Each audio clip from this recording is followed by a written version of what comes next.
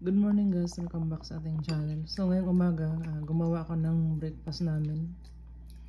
So oatmeal na nilagyan natin ng saging, blackberries. Lagyan din natin siya ng strawberries, saka red berries, yung mga maliliit na yan. Pag kumain tayo ng oatmeal guys, samahan natin ng prutas.